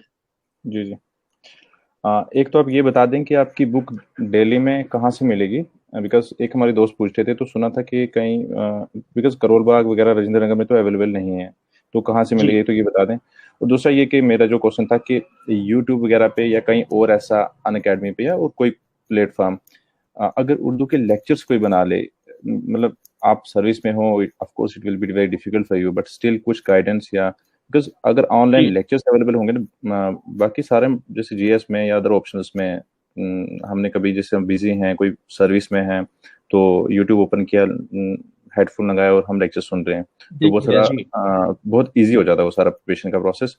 तो कुछ ऐसा जी यूट्यूब पे लेक्चर्स हों या कैसे कुछ ऐसे ऑनलाइन लेक्चर्स इंडिविजुअली भी, अदरवाइज लाइक कोई बंदा फाजिल में कोई इकबाल पे एक्सपर्ट है, कोई गालिब पे है, कोई फैज पे, कोई मीर पे है, तो वो अपने अपने एफर्ट, जामिया में, जेएनयू में ऐसे बहुत सारे स्टूडेंट्स हैं जो इंडिविजुअली जैसे 5 8 10 लोग मिलकर ऐसा कोई इनिशिएटिव ले लें। जैसे कोई इकबाल पे एक्सपर्ट है तो वो इकबाल के पे ही लेक्चर बना रहे हैं, कोई पेपर ए पे या पेपर बी पे। तो एक तो ये कि मतलब कोई ऐसा initiative, I think it will be a great contribution towards Urdu and towards those aspirants who are wishing to take Urdu as optional. जी जी। तो पहला तो ये किताब तो मेरी बहुत आसान हो गया, आजकल कोई मार्केट जाने की जरूरत ही नहीं है, अमेजन पे भी अवेलेबल है और फ्लिपकार्ट पे भी अवेलेबल है। जी तो जी जो दोस्त हमारे दिल्ली में नहीं रहते हैं, जो मुल्क के दूसरे दूसरे हिस्सों में रहते हैं, जहां तक नॉर्मली बुक स्टोर से किताबें अवेलेबल नहीं किया जा सकती है, अब अल्हम्दुलिल्लाह ये भी इशू नहीं रहा। फ्लिपकार्ट पे आप देखें, नूह सिद्दीकी उर्दू ऑप्शनल बुक डालें, तो आपको मेरे नाम से मेरी उम्मीद और काबिश 2 किताबें हैं वो मिल जाएगी, अमेजन पे भी मिल जाएगी। जी अगर वहां पे भी नहीं मिलती है तो किरण प्रकाशन जो है, तो बेसिकली मेरे पब्लिशर जिन्होंने मेरी बुक्स पब्लिश की है उनका नाम है, उनकी अपनी वेबसाइट पे आपको मिल जाएगी। ठीक है, तो इंशाल्लाह वो आपको घर बैठे किताबें मुहैया हो जाएगी। रही दूसरी बात कंटेंट के हवाले से, मैंने और शेख सलमान ने, जो कि 2018 में ही मेरे साथ सेलेक्ट हुए थे, कस्टम्स में है अभी, जीएसटी आईआरएस है, कस्टम्स एंड जीएसटी में है, तो हम लोगों ने एक लेक्चर 30 आवर्स की लेक्चर सीरीज रिकॉर्ड की थी। That was with Kiran publication only. तो उसमें से बहुत से लेक्चर्स हमने free, that was basically a paid initiative, लेकिन हमने थोड़ा इंसिस्ट किया, पब्लिशर को भी काफी उसमें रिस्पांस मिला, तो हमने उसको फ्री फॉर ऑल करने की कोशिश की। तो कुछ लेक्चर्स उसमें अपलोड हो गए हैं यूट्यूब पे, स्पेशली पेपर 1 का जो सेक्शन ए वाला पार्ट है, आई थिंक वो सारा अवेलेबल है। बाकी हम कोशिश करेंगे कि बाकी भी अवेलेबल हो जाए। अब प्रॉब्लम पूरा एक lecture series up to date record करके अपलोड करने की ये है कि कोई रिसोर्स पर्सन मुझे उस तरह का मिले, क्योंकि मैं बीइंग इन सर्विस आज भी इतने एफर्ट्स लेता हूँ। अभी जैसे रिवाइज्ड एडिशन पे हम काम कर रहे हैं, गाइडेंस के लिए हम क्लासेस लेते हैं या फिर इस तरीके से इनिशिएटिव लेते हैं। अगर हमें रिसोर्स पर्सन, खास तौर से वो जो कि क्वालिटी कंटेंट प्रोवाइड कर सके, वो हमें मिलता है, तो हम बिल्कुल चाहेंगे कि हम उनके लेक्चर भी रिकॉर्ड करें और उसको यूट्यूब पर या जिस भी माध्यम से हो लोगों तक पहुंचाए। तो हमें जी इशू ये है कि हमें उस तरीके से रिसोर्स पर्सन या एक टीम एफर्ट जो होता है वो नहीं, मुकम्मल नहीं हो, मुमकिन नहीं हो पा रहा है। जी जी। अच्छा, एक चीज ये पूछना चाह रहा हूँ कि जैसे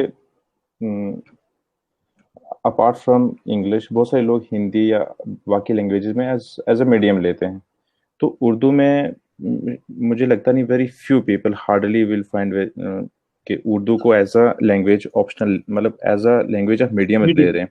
जी बिकॉज बहुत सारे लोग हैं जो उर्दू बैकग्राउंड से हैं, या वो बच्चे जो उर्दू में in a better way they can express in Urdu language, या कुछ मदरसा बैकग्राउंड के स्टूडेंट्स हैं। बहुत सारे जेएनके के मैं ऐसे स्टूडेंट्स को जानता हूँ कि जो उर्दू में ज़्यादा बेटर तरीके से एक्सप्रेस कर सकते हैं।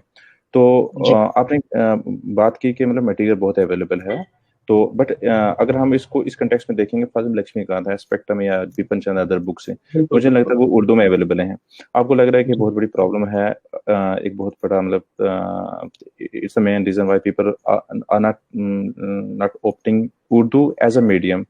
तो जो जी मदरसा बैकग्राउंड के स्टूडेंट है, बिकॉज हम जानते हैं बहुत सारे ऐसे बच्चे हैं मदरसा बैकग्राउंड के, मेरे साथ कुछ बच्चे हैं जामे में जो बहुत ज़्यादा एफर्ट करते हैं, लेकिन एक बहुत बड़ी प्रॉब्लम है communication skill, writing skill, they are not able to express themselves जी जी in a much better way, and I guess language is the major impediment. तो जी जब हमारे पास लक्ष्मीकांत, स्पेक्ट्रम या अदर जो भी हमारे बुक्स जो फॉलो होती हैं, या करंट अफेयर विजन है, या विजन हिंदी में मिल जाएगी, दृष्टि है हिंदी वालों के लिए, या बाकी साउथ इंडियन लैंग्वेजेस हैं बहुत सारे, बट उर्दू में आपको लग रहा है it's a Herculean Himalayan task?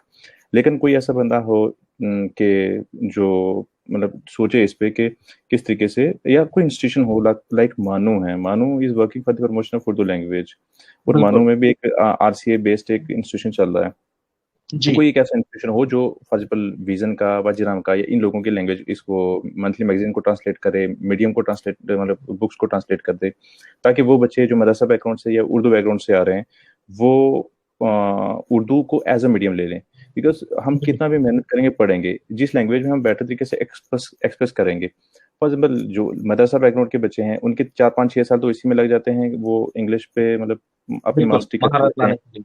Yeah, so it's a big problem for those students who are from Urdu background.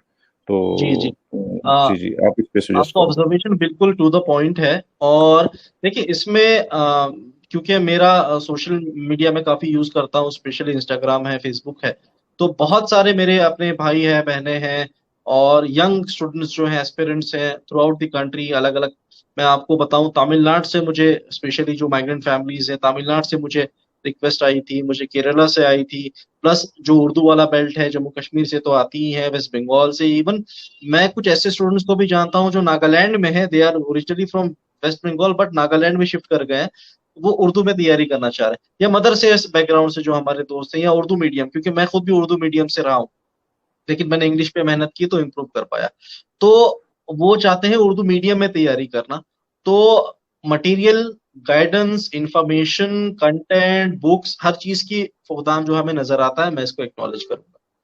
Chand ji मेरे अपने दोस्त हैं जिन्होंने उर्दू मीडियम से तैयारी की है। इसी साल मेरे ही अपने एक दोस्त हैं, आसिम खान, जो कि मुंबई हज हाउस में रह के जिन्होंने तैयारी की है, जामिया में भी वो रहे हैं, 2017 में भी मेरे साथ इंटरव्यू दिया था यूपीएससी का। उस साल तो अनफॉर्चुनेटली सिलेक्शन नहीं हो पाया, इस साल भी उनको इंटरव्यू कॉल आया है। तो हम दोनों जी ने मिलकर थोड़ा कोलैबोरेशन किया, कोशिश की। तो अभी जो मेरा रिवाइज्ड एडिशन जो बुक आ रही है, उसमें हमने एक एडिशनल पार्ट उसमें इंक्लूड किया है, how to prepare in Urdu medium. Urdu medium में कैसे तैयारी करें। तो हम किताब की जी शक्ल में एक गाइडेंस, जो गाइडलाइंस होती है, क्या पढ़े, कैसे पढ़े, कहाँ से पढ़े, न्यूज़पेपर को कैसा पढ़ा जाए, तो उस चीज को हमने एड्रेस करने की कोशिश की है। तो इंशाल्लाह वो मेरी आने वाली किताब में वो चीज पे एटलीस्ट हम थोड़ा बहुत काम करेंगे। रही बात कोचिंग के हवाले से, अब देखिए प्रैक्टिकल आंसर ये है कि ये एक मार्केट वाली बात हो जाती है, डिमांड एंड सप्लाई की। बहुत मिनिस्क्यूल नंबर में जो है हमारे दोस्त हैं या फिर फ्रेंड्स हैं जो कि वो भी मुल्क के अलग अलग हिस्सों में जो तैयारी कर रहे हैं। तो क्योंकि डिमांड जो है बहुत लिमिटेड है, तो इसीलिए कोई कोचिंग को इंस्टीट्यूट इस पे फोकस भी नहीं करता, क्योंकि दे जी सीक प्रॉफिट इस वजह से। और प्लस हमें फिर ऐसा, मैं जानता हूं बहुत सारे सेलेक्टेड सिविल सर्वेंट्स को ही, उनमें से एक तो आईपीएस रहे हैं, recently he is posted in UP. उन्होंने बहुत बड़ा एफर्ट भी उठाया था लक्ष्मीकांत को ट्रांसलेट करवाने का, इस तरीके से स्पेक्ट्रम को उर्दू में ट्रांसलेट करवाने का।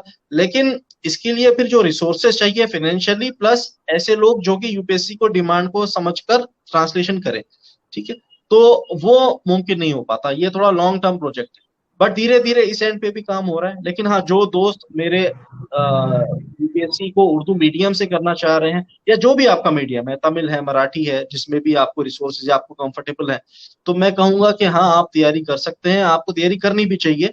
लेकिन आपको थोड़ा फिर एडिशनल एफर्ट लगता है, क्योंकि आपको फिर वही इंग्लिश वाला मटेरियल पढ़ के उसको उर्दू में लिखना है, ट्रांसलेट करना है। क्योंकि प्रीलिम्स तो आज भी आप इंग्लिश या हिंदी में ही दे सकते हैं, चाहे मेंस आप किसी भी लैंग्वेज में लिखे, लेकिन प्रीलिम्स तो आपको दो ही लैंग्वेज में अवेलेबल है। तो थोड़ा सा आपको एडिशनल एफर्ट पड़ जाता है। तो मैं इसीलिए रिक्वेस्ट करता हूँ कि अनलेस अनटिल बहुत ही ज्यादा आपको लगता है कि नहीं, मेरी उर्दू पे ऐसी महारत है जो मुझे यूएसपी है, जो मुझे एडवांटेज देगी। मैं जानता हूँ, मेरी अपनी फीमेल फ्रेंड रही है जामिया से, और she is from Aurangabad only, तो उन्होंने उर्दू मीडियम को ही लिया। लास्ट ईयर वो इंटरव्यू तक गई थी, इस साल फिर से लिख रही है। तो बहुत सारे दोस्त हैं वो कर पाते हैं, फिर उनको थोड़ा सा फिर उस तरीके से आपको एफर्ट पुट करने पड़ेंगे, जब तक कि फिर कंप्लीट एक गाइड कोचिंग या फिर एक एक पूरा कंप्लीट सेट ऑफ गाइडेंस इसके अंदर अवेलेबल नहीं हो जाता है। जी जी एक चीज़ आपसे कहना चाहता हूँ कि जीएस के कंटेक्स्ट में, मेंस के कंटेक्स्ट में क्या क्या पढ़ना है, ये और रिसोर्सेज वगैरह ये सब अवेलेबल है, क्या क्या पढ़ना है, क्या क्या बुक्स हैं। एक चीज़ तो मैं आपसे ये पूछना चाहता हूँ, कैसे पढ़ना है, और जी कैसे पढ़ना है, हाउ टू राइट,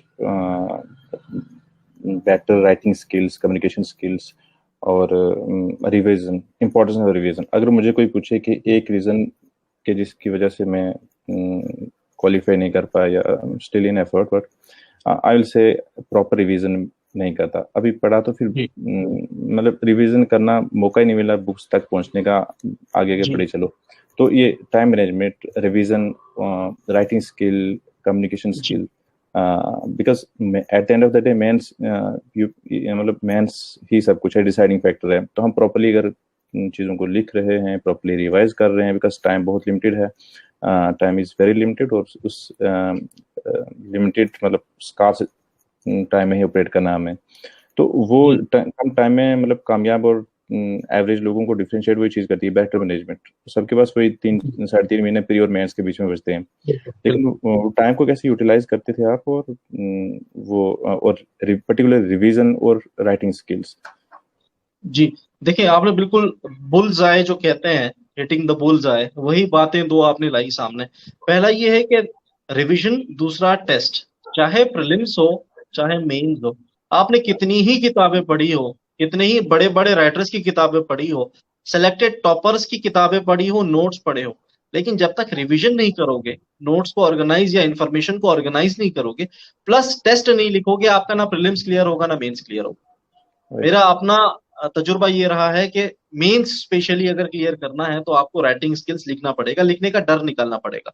और कोई भी अचानक से अच्छे आंसर्स नहीं लिखता है, वो प्रैक्टिस करके आप जब चीजें एनालाइज करते हो, इंट्रोडक्शन कैसे लिखना है, बॉडी में क्या लिखना है, कंक्लूजन कैसे लिखना है, डायग्राम क्या बनानी है, कौन से फैक्ट्स फिगर्स डालने हैं, कौन सी रिपोर्ट्स डालनी है, किसके रिकमेंडेशन डालने हैं। जब तक आप इन चीजों पे सोचोगे नहीं, काम करोगे नहीं, आपके आंसर्स डिफरेंट नहीं आएंगे। तो जी और हम टेस्ट क्यों नहीं लिखते हैं? क्योंकि हमें फेल होने का डर होता है। तो मैं ये सजेस्ट करता हूँ कि बेटर है आप आपके कमरे में बैठ के अपनी टेबल कुर्सी पे फेल हो जाएं, ना कि आप यूपीएससी के एग्जाम में जाएं, लिखें और फेल हो, फिर आपका पूरा साल भी बर्बाद हो, आने वाला साल उसमें भी आपकी एनर्जी जाए, उसमें रिसोर्सेज फाइनेंशियली इमोशनली सब जाए। ठीक है। तो जी बहुत ज्यादा आपको फोकस करना पड़ेगा रिवीजन और टेस्ट के लिए। तो सिंपल है, सिंपल तो बात यह है कि आपको पहले तो रीडिंग को लिमिटेड रखना है, डिफाइंड सोर्सेस, डिफाइंड रीडिंग। हर चीज जो आ रही है मार्केट में उसको पढ़ना जरूरी नहीं है, हर अच्छे नोट्स को पढ़ना जरूरी नहीं है, हर अच्छे मटेरियल को पढ़ना जरूरी नहीं है, हर वीडियो को देखना जरूरी नहीं है। आप न्यूज़पेपर भी पढ़ रहे हो, आप डेली तो 30 मिनट का कॉम्प्रिहेंसिव करंट अफेयर्स भी देख रहे हो, आप मंथली बुकलेट भी पढ़ रहे हो, कितना करंट अफेयर्स आप पढ़ोगे? आपको लिमिटेड इंफॉर्मेशन को यूज कैसे करना है वो आना चाहिए। मैं एकेडमी में मेरे बैचमेट से मिल चुका हूं जिनको अगर आप पूछे कि नहीं एनवायरमेंट के ऊपर गवर्नमेंट ने कौन कौन सी 5 कमिटीज बताई थी, उनके नाम बता दो, तो उनको 2 नाम भी याद नहीं है, लेकिन उनको जो एग्जाम में पूछा हुआ था उतना उनको पता था, उन्होंने लिखा, सिलेक्शन करवा लिया। तो बहुत सारे हमारे दोस्त हैं जो पीएचडी कर जाते हैं, लक्ष्मीकांत पे पीएचडी कर जाते हैं, बहुत सारे सब्जेक्ट्स में इतना इन डेप्थ चले जाते हैं कि जिसकी कोई एग्जाम में डिमांड ही नहीं है। आपको बस उसको उतना पढ़ना है जितना कि आपको एग्जाम क्वालिफाई करने के लिए जरूरी है।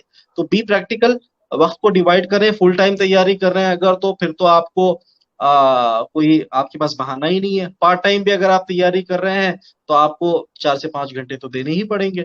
और जब जी एग्जाम से पहले का जो पीरियड है, स्पेशली लास्ट 30 डेज, उसमें तो आपको 12 to 14 आवर्स क्वालिटी टाइम जो है आपको स्पेंड करना ही पड़ेगा टेबल चेयर पे। जी जी।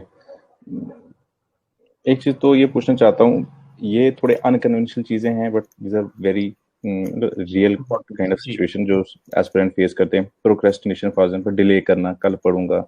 जैसे मैंने टेस्ट सीरीज ज्वाइन की थी, अभी 4 महीने हो गए, एक टेस्ट भी नहीं दिया मेंस की, अब सोच रहा हूँ कि प्री के बाद दूंगा। तो एक तो आपने प्रॉब्लम ऑफ प्लेंटी की बात की कि रिसोर्सेज बहुत अवेलेबल है लेकिन सब नहीं पढ़ना है, तो लिमिटेड पढ़ना है। तो एक आप पहले बोल रहे थे कि नोट्स मेकिंग, वो नोट्स मेकिंग आप करते थे और कैसे करते थे? और दूसरा प्रोक्रेस्टिनेशन, डिलेइंग, तो ये time management and stress management, इस पे भी कुछ। जी। देखिए, जी नोट्स मैं समझता हूँ प्रीलिम्स के लिए आपको इम्पोर्टेंट जो मैं कहूँगा स्टैटिक इंफॉर्मेशन है, ठीक है, जो रिपीटेटिवली यूपीएससी पूछता है, जैसे ज्योग्राफी में है, डेजर्ट्स हैं, ओशन करंट्स हैं, या फिर ज्योग्राफिकल बाउंड्रीज हैं, नेबरिंग कंट्रीज हैं। हिस्ट्री में जो है एंशंट से, मिडिवल से, मॉडर्न से, आपको पता ही है 1909 1919 गवर्नमेंट ऑफ इंडिया एक्ट जो भी है वहां से घड़ी घड़ी पूछा जाना है। प्लस आपको पता है कि साइंस एंड टेक्नोलॉजी में कुछ इन चीजें हैं जो पूछी जा सकती हैं, सैटेलाइट के बारे में हो, या फिर कोई स्पेस एक्सप्लोरेशन हो, कोई रिसेंट बड़ी डिस्कवरी हो।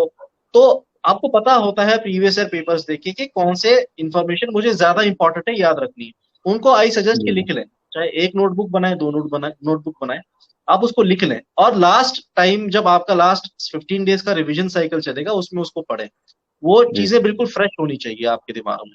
ठीक है। जी जैसे आर्टिकल है, हमारे फंडामेंटल राइट है, डायरेक्टिव डीपीएसपी है, तो हर चीज आपको उस तरीके से लिखने है कि लास्ट मोमेंट पे आप कंफ्यूज ना हो जाए। ठीक है, जी पहली चीज। तो प्रीलिम्स के लिए तो नोट्स मेकिंग में इतना ही रोल है, इससे ज्यादा आप अगर हर चीज लिखोगे तो बहुत बहुत कुछ प्रीलिम्स में फिर आपको कवर करना पड़ेगा। मेंस के जी लिए नोट्स मेकिंग इंपॉर्टेंट है। तो नोट्स मेकिंग कैसी करनी है, जो मैंने आपको अभी वीडियो सजेस्ट किया, आप वो जरूर देखिए जीएस स्कोर पे।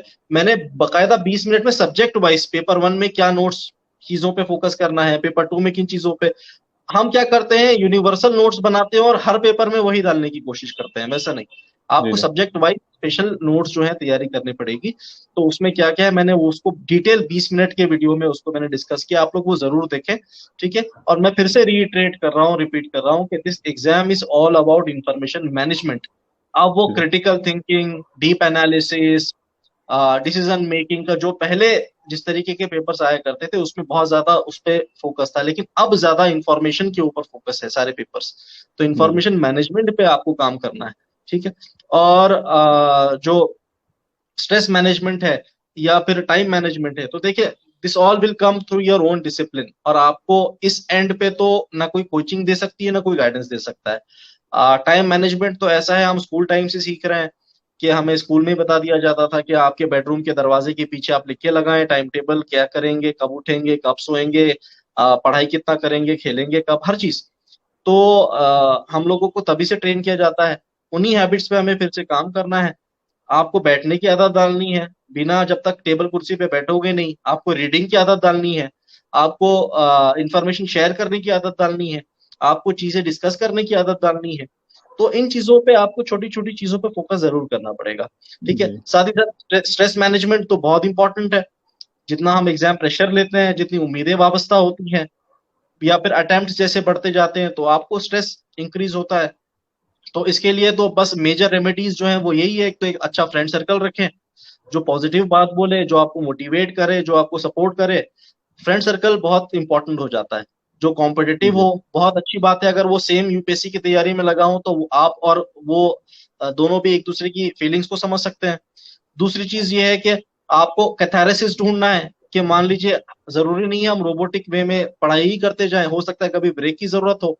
तो आपका कैथारेसिस क्या है? कुछ लोगों को इबादत में कैथारेसिस मिलता है, कुछ लोगों को नमाज में कैथारेसिस मिलता है, कुछ को बाहर वॉक पे जाके कैथारेसिस मिलता है, कुछ को म्यूजिक सुन के कैथारेसिस मिलता है।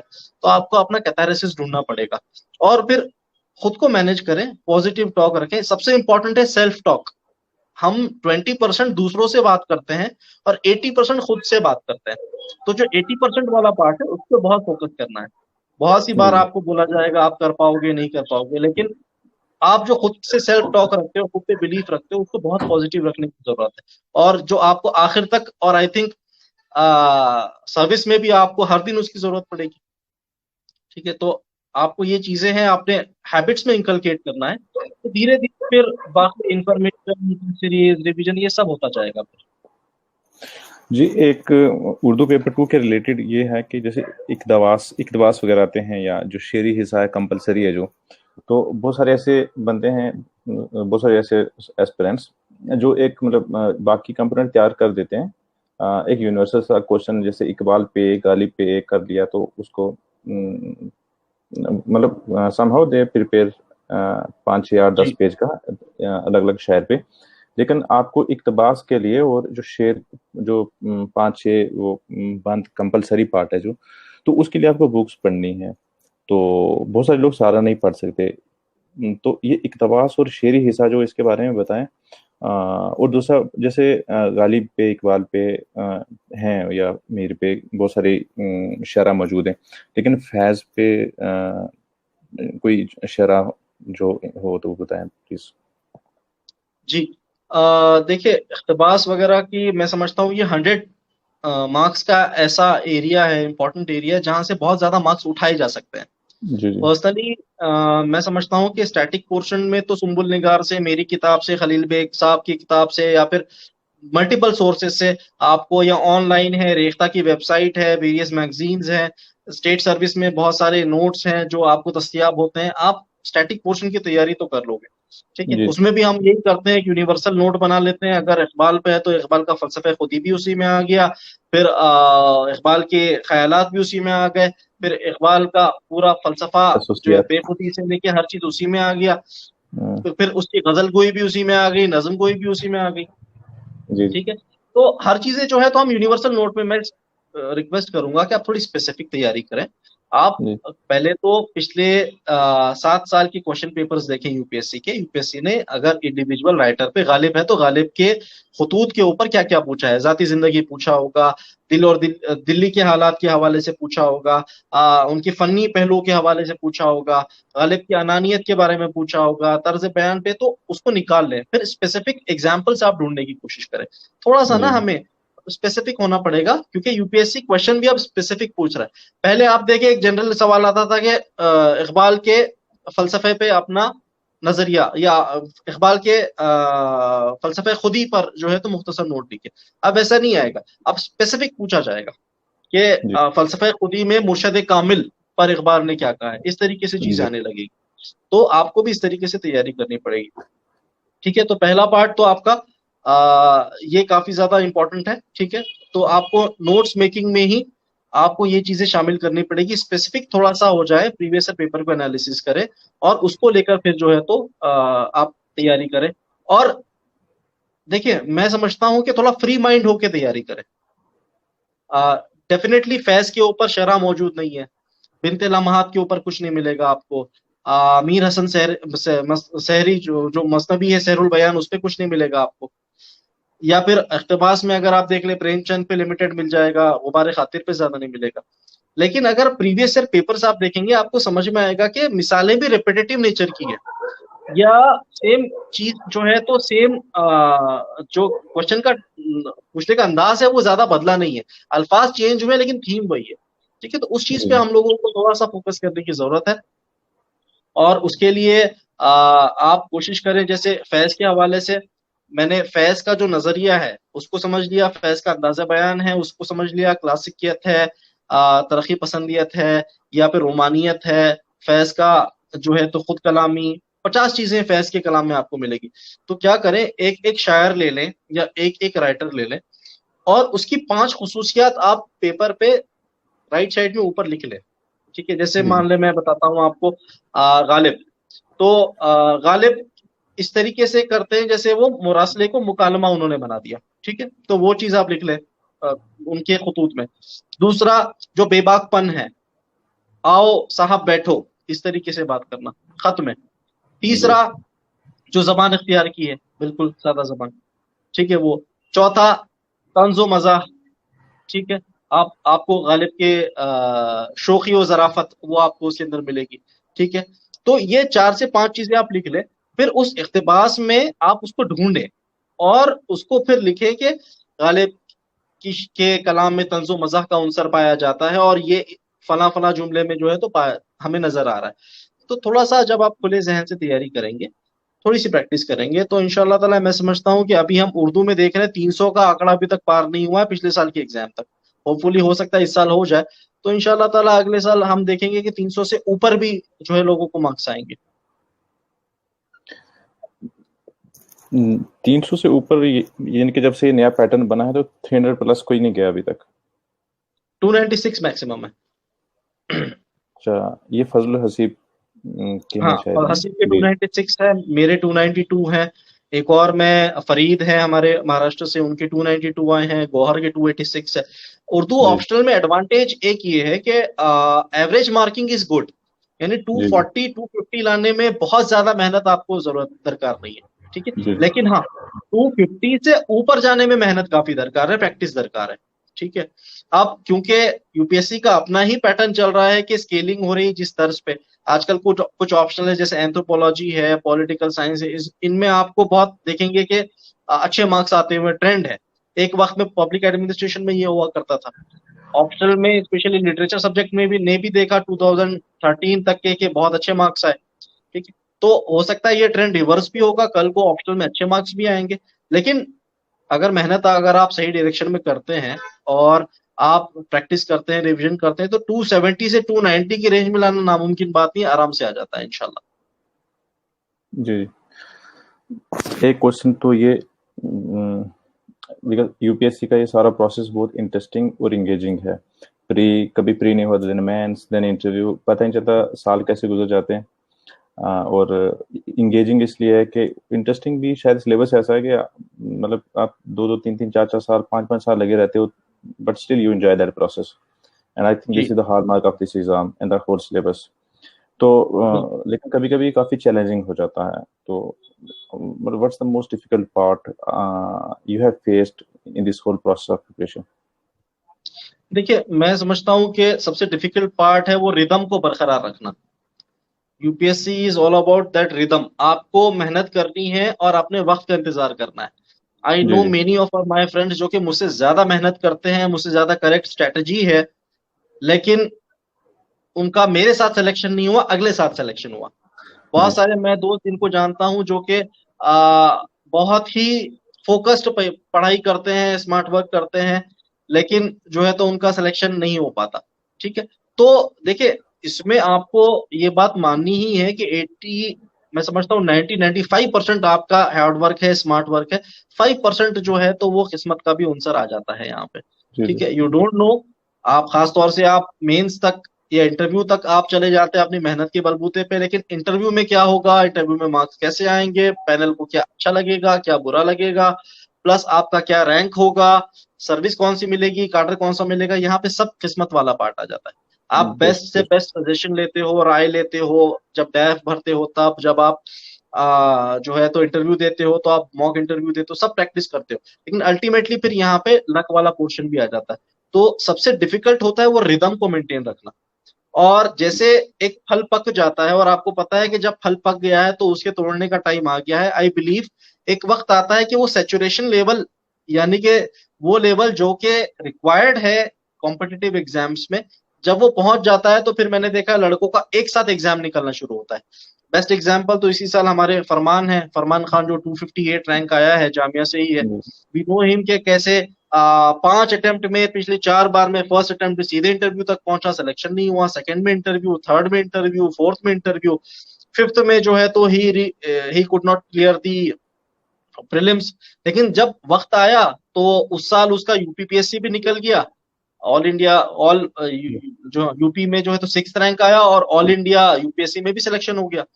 ठीक है, तो इधर आईएएस भी हो गया, इधर ये भी हो गया। तो आपको मेहनत करते रहना है और वो रिदम को बरकरार रखना है, this is the most challenging part.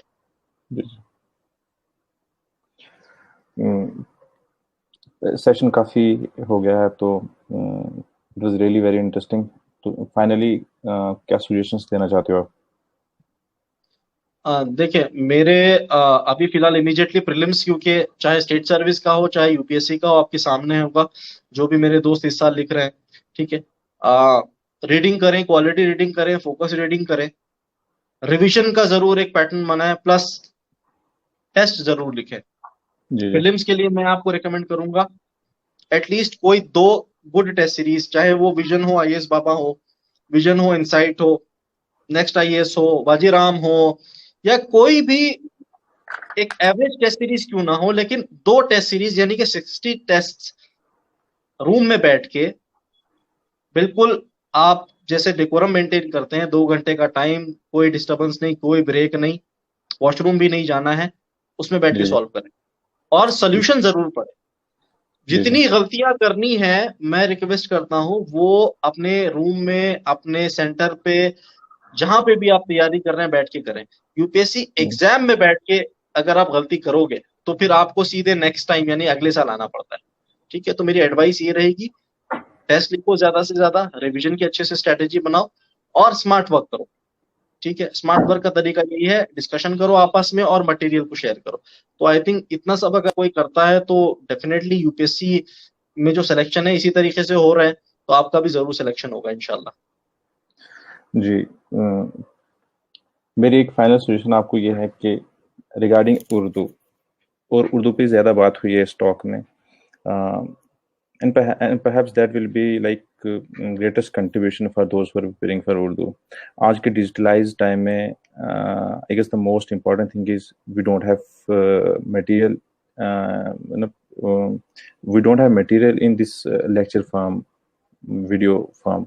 तो कुछ कोई ऐसा प्लेटफॉर्म यूट्यूब पे या otherwise, you are very busy, लेकिन आपने पहले ही बताया जैसे कोई रिसोर्स आपके पास चाहिए, बट आई गेस ये काम हो सकता है आसानी से, बिकॉज जो यूनिवर्सिटीज़ में जो प्रोफेसर हैं या जो स्कॉलर्स हैं, पीएचडी वगैरह कर रहे हैं, वो लोग इसमें कंट्रीब्यूट कर सकते हैं।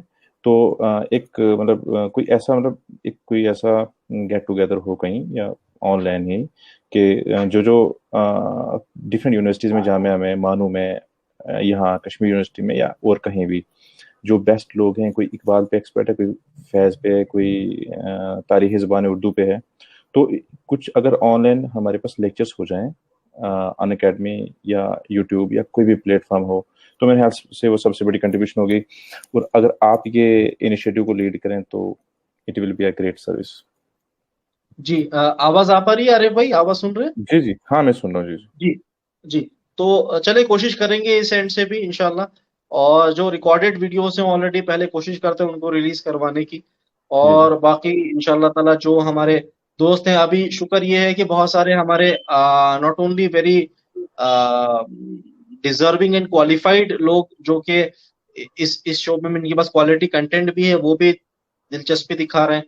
तो इंशाल्लाह ताला कोशिश करते हैं कि टुवर्ड्स दिस ईयर्स एंड, यानी इस साल की खत्म होते होते एटलीस्ट वीडियो लेक्चर है या फिर जो खला है उसको एटलीस्ट इंफॉर्मेशन के एंड से वो पूरी करने की कोशिश की जाए इंशाल्लाह। जी जी और आपकी भी मुझे इसमें मदद की दरकार रहेगी, आपके प्लेटफॉर्म की भी और आपके थ्रू, क्योंकि आप खुद भी माशाल्लाह तैयारी भी कर रहे हैं, प्लस पीएचडी भी चल रहा है इस हवाले से। और अता भाई हैं, ही इज इन मानू राइट नाउ, तो वहां से भी हम रिसोर्सेज को यूज कर सकते हैं और इंशाल्लाह ताला कोशिश तो कर सकते हैं एटलीस्ट।